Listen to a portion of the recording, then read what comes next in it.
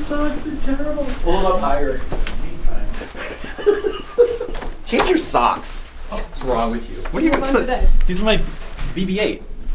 What is that? Transformers? Dude, you were born around the Star Wars era. You should know. See you later. My name's Dr. Chris, and I'm an interventional radiologist. Hi, I'm Dr. John, and I'm an interventional radiologist. Interventional radiology is doing minimally invasive surgeries using image guidance.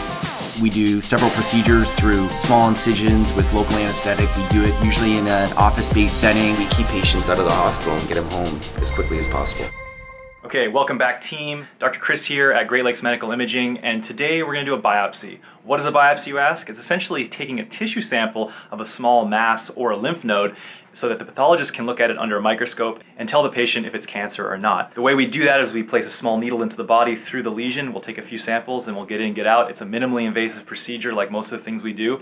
I will mention though that biopsies aren't something that only interventional radiologists do. In fact, most biopsies are done by general radiologists. In this particular case, this is a lymph node which is in a very difficult position, has a lot of blood vessels going over the top of it. So our colleagues have asked us to help out since we're sticking needles in patients every single day of the week. So without further ado, let's go. In this case, we're biopsying a lymph node in the axilla or armpit. I think we do have a safe approach. Just have to go in from the left side. A lot of people are right-handed, so it's not easy for them to use their left hand, but we kind of try to be ambidextrous as interventional radiologists. And we've got a safe path going in, so I'm confident that we'll be able to get this done.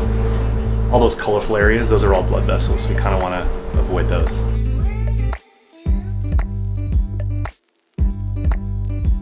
So one day I just went in and I'm like, I haven't worn my name tag for a couple days. I'll put my name tag on. So I reached in, got my name tag, which I thought was my name tag, but it was Gary's. It was Gary's name. Put it on, didn't even pay attention. And wore Gary's name tag all day long. No one told me it was Gary, except they're like, so have you seen Gary? And I'm like, yeah, he was here like a little while ago. And they're like saying all these things. I'm like, people are acting really weird today. Just like moving along. Mark's like, he has me take a picture with Gary and I saw patients all day long. And I said, and my name tag said I was Gary. And no clue. And then finally Gary's like, just take a look at yourself now like this. I'm like, are you even kidding me? I'm like, I say Gary. And You are Gary. I had no clue. All right, remember that cold cleaning solution we talked about? Okay, 1, 2, 3.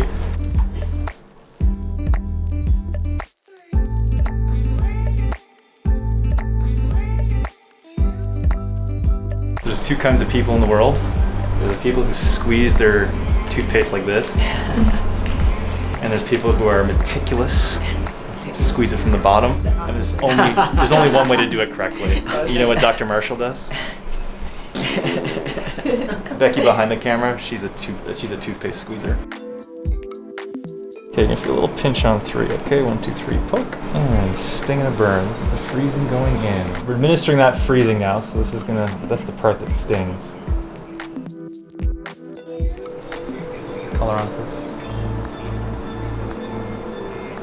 Color on.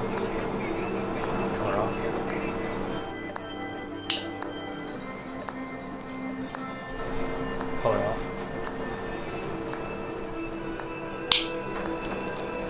The way it works is it uses the Doppler principle. It's the Doppler effect. So if you've ever heard an ambulance going down the road, it goes meow. So we can actually measure the frequency shifts on ultrasound as blood comes towards and away from the probe. Encodes it in color so we can see in real time where the blood flow is. We just left a clip in place, a small little tiny metallic clip. If our biopsies come back as positive, meaning that the lymph node needs to be surgically removed, the surgeons sometimes like to have a little clip to know that they're in the right spot. So that's what we did. An introduction to the greatest breast surgeon in the state. Hey, I just saw your one patient, by the way. He loved you. It's like everybody's fantastic here. They're so great. I said, are you sure it was Chris?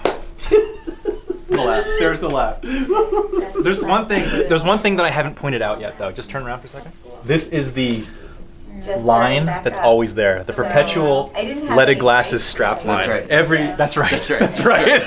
That's right. This is Chris the other day. When I tell you, when you do that one thing in the episode 1. Yeah. It always makes me think of Frank the Tank. I always do that. Every time there's a burn on him or a burn on somebody else, I'm like, when people are like, You don't look terrible, John. Well, thank you. That's really very complimentary. You're like a solid average. You're like a solid John, 7. Listen, John, you're not a 1, you're a 3 out of 10. Congratulations. You don't give yourself enough credit, Dr. John. I'm a 3.8. He's fantastic. Slow-mo walk. Okay, welcome back to another exciting episode. We are very excited because we have our first special guest, Dr.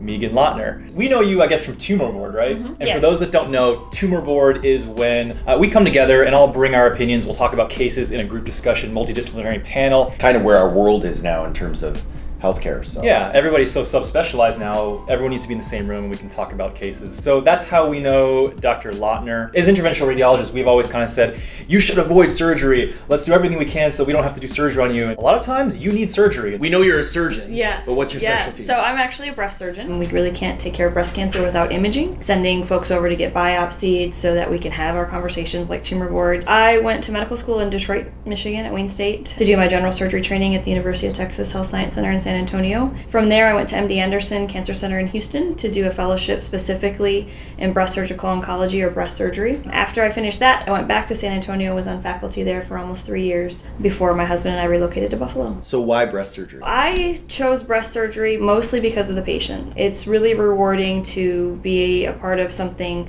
with the patient from the beginning to the end and get them through a really long and difficult process, but also to give them hope and to see them express so much strength and reserve to get through a really grueling and demanding treatment. Probably a better answer than I could have given for why do you want to be an interventional radiologist? So she's making us look bad already. Because I like wires and needles and catheters. Well, that's right. I was very impressed when I met you the first time because she's extremely articulate, very kind, very relatable, and really, really knows her stuff. And just so everybody knows, how would they find you? So I am an assistant professor with the Department of Surgery at UB, and I see patients through the General Physician Breast Care Clinic. It's actually located across the street, so not a far commute for me to get here today. When you can call and make an appointment. This is the Dr. Meeghan vlog now. Okay? Yeah. It's no longer the Dr. Oh, Chris no. and Dr. John vlog. Oh, by the way, we flipped a coin to see whose name came first. It's Dr. John and Dr. Chris. Yeah, it is. Yeah. Get the name straight. Come on, man. Age before beauty, for sure. Hey, you said it, not me. Why Buffalo? I was in Texas for 10 years, and it's really far from home for me. We decided to get closer to my family. Buffalo's a great place for that. I'm Canadian, and I got a hockey scholarship at Niagara University, and so Buffalo is kind of like my second home. Kind of a similar scenario. For you, I don't get it. I don't understand. I just fell in love with your personality. And that's right. And FYI, there's an excellent piece on the news on Channel 7 about you and your wife. Is very talking about making the transition from Vancouver to coming to Buffalo. Yeah. So what are your thoughts about Buffalo so far? It's a great city. It's fun. There's a lot to do here. The food is great. It's close to a lot of good stuff, so it's very easy to travel and take quick trips. The people are awesome. It's what the city of good neighbors, right? See, and you guys are my neighbors right across the street. There we go. There you go. If you're in Western New York or the surrounding area or anywhere around New York State, I think if you have any kind of breast disease or breast issue, definitely you should go see Dr. Lautner. And the number? 422-0010. Area code 716 if you're not from Buffalo. Say we'll link it in the description box. And we'll link it in the description box. Oh, he's becoming a vlogger. He's really becoming a YouTuber. That's right. That's right. I'm getting there. Getting it. I'm getting there. So old, but he's trying to catch up to the young people. Oh, this is like when my mom learned about emojis. Kind of on the whole empathy and really trying to connect with patients. Do you find that you're almost breaking stereotypes because people will always say surgeons don't have bedside manner? We get lumped in that category too. As radiologists, like, bedside manner, what do you mean? You have to see patients before you do that. Right. But are you finding that you're trying to always break that stereotype or break that mold? Have you experienced times when patients were surprised that...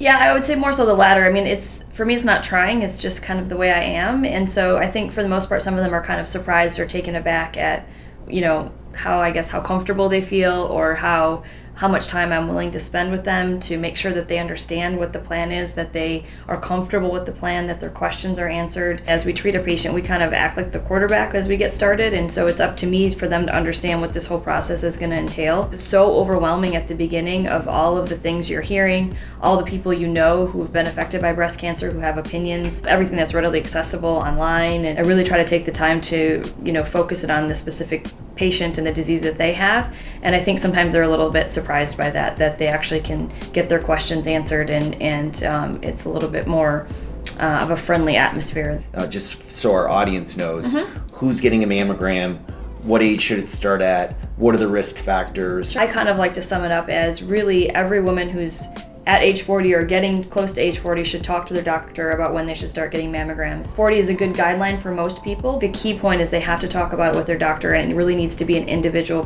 decision with each patient and taking into account their risk factors. Getting a mammogram and the ultrasound and even sometimes an MRI, those components are really important to us as breast surgeons. I couldn't do my job without them. It's important to have those things and to have them done at a good facility and have good imaging so that it makes my job easier and overall makes our treatment successes even higher. I'm sure you've had patients that come in and they waited too long. We're scared because they just didn't want to know what the truth was about what was going on. And what recommendation do you have for those patients? It's really anxiety provoking. A lot of people have someone in their life that's gone through this, and so they know a little bit about what it entails, and I think that makes them sometimes even more scared. The best advice I can give is if you're worried about something, to get checked and get checked as soon as possible. We have a lot of options with breast cancer treatment, and the earlier we find the cancer, the more options we have. It was sort of serendipitous how this all came about, because I think one of your patients you sent to us today that I biopsied this morning for an abnormal lymph node, and it was a little bit of a difficult situation where there was a lot of blood vessels going